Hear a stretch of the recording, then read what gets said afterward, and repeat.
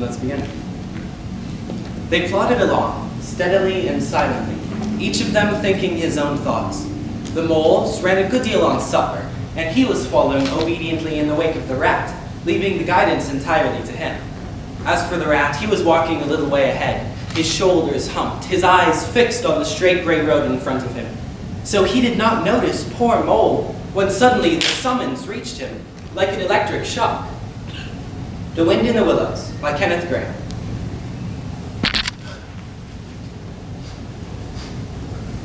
Home, that's what these mean. These caressing appeals, these invisible little hands all pulling and tugging one way. Why, it must be close by. My old home that I had forsaken and never sought again that day when I first found the river. The home I was so happy to get back to after my day's work. And the home that was so happy with me, too, and is missing me. Ratty, hold on, come back. I want you, quick. Oh, come along, Mole, do. Please stop, Ratty. You don't understand. It's my home, my old home. I've just come across the smell of it, and it's close by, really quite close. And I must go to it. I must. Please come back, Ratty. Please come back. Mole, we mustn't stop now, really. We'll come for it tomorrow, whatever it is you found. But it's getting late and dark and the snow's coming on, and I'm not sure of the way. And I want your nose, Mole, so come along quick. There's a good fellow. Poor Mole stood alone in the road, his heart torn asunder. But even under such a test as this, his loyalty to his friend stood firm. With a wrench that tore his very heartstrings, he set his face down the road and followed submissively in the track of the rat, while faint, thin little smell, still dogging his retreating nose, reproached him for his new friendship and his callous forgetfulness. Oh, look here, Mole, old chap. You seem dead tired. No talk left in you and your feet dragging like lead. We'll sit down here for a minute and rest. The snow has held off so far, and the best part of our journey is over.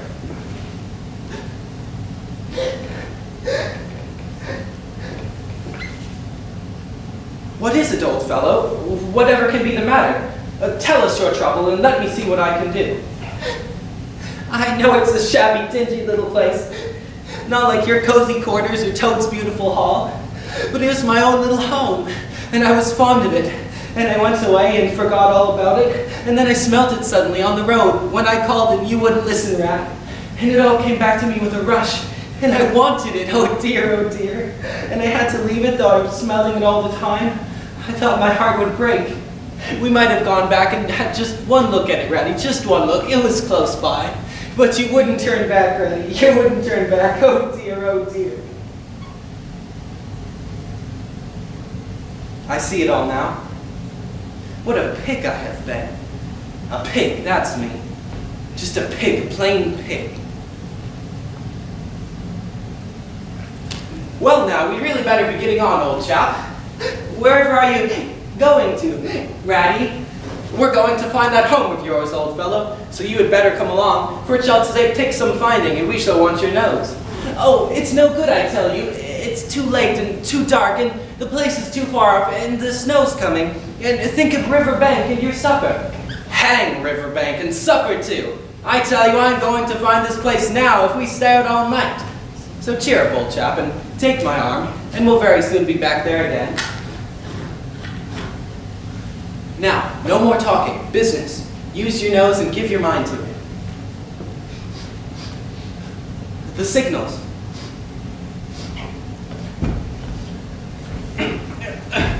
Rat, down here.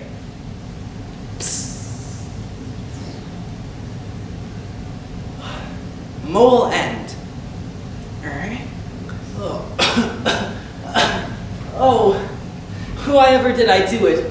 Why did I take you to this poor, cold little place on a night like this, when you might have been at Riverbank by this time, toasting your toes before a blazing fire, with all your own nice things about you? What a capital little house this is. So compact, so well planned. Everything here and everything in its place. We'll make a jolly night of it. First thing we want is a good fire. I'll see to that. I always know where to find things. So this is your cellar? Or, sorry, not parlor. So this is your parlor? Splendid. Now, I'll fetch the wood and coals.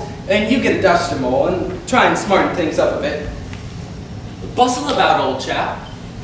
Rat, how about your supper? You poor, cold, hungry, weary animal. I've nothing to give you, nothing, not a crumb. What a fellow you are for giving in.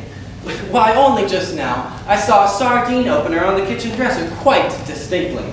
And everybody knows that means there are sardines about somewhere in the neighborhood. Rouse yourself, pull yourself together, and come with me and forage.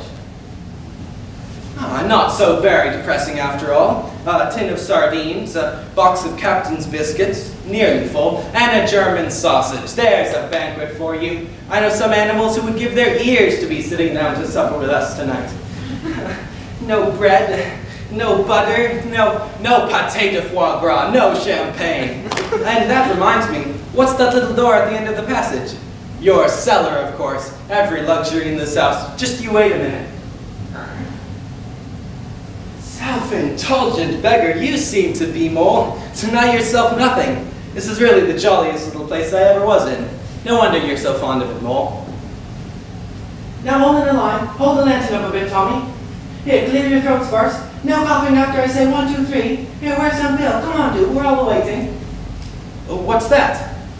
I think it must be the field mice. They go around carol singing regularly at this time of the year, and they come to Mole Land last of all. And I used to give them hot drinks too, and supper when I could afford it. It will be like old times to hear them again. Let's have a look at them. All right. Villagers, all this frosty tide, let your doors swing open wide. Though it may fall on snowy side, yet trust in by your vacant light. Joy shall be yours in the morning. Very well, son. And now come along in, all of you, and warm yourselves by the fire and have something hot. Yes, come along in, field mice. Oh, this is quite like old times.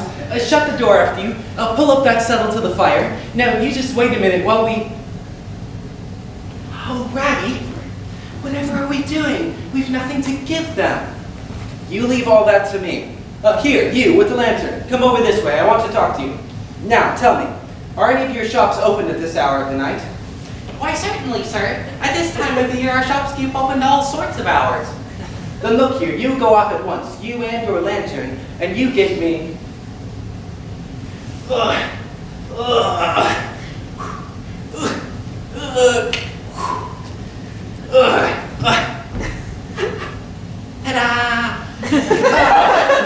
Thank you. I perceive this to be old Burton, the very thing. Now we shall be able to mull some ale. I'm very welcome. Thank you. Yes, come again, come again. Good night. Mole, I'm ready to drop. Sleepy is simply not the word. Is that your own bunk over on that side? Very well, then I'll take this. What a ripping little house this is. Well, everything's so handy. The weary Mole soon had his head on his pillow, in great joy and contentment. But ere he closed his eyes, he let them wander around his old room. He was now in just the frame of mind that the tactful rat had quietly worked to bring about in him. He saw clearly how plain and simple it all was, but clearly too how much it all meant to him, and the special value of some such anchorage in one's existence. He did not at all want to abandon the new life and its splendid places, to turn his back on sun and air and all they offered him. The upper world was all too strong, and he knew he must return to the larger stage. But it was good to think he had this to come back to. This place, which was all his own. These things which were so glad to see him again, and could always be counted upon for the same simple welcome. Thank you.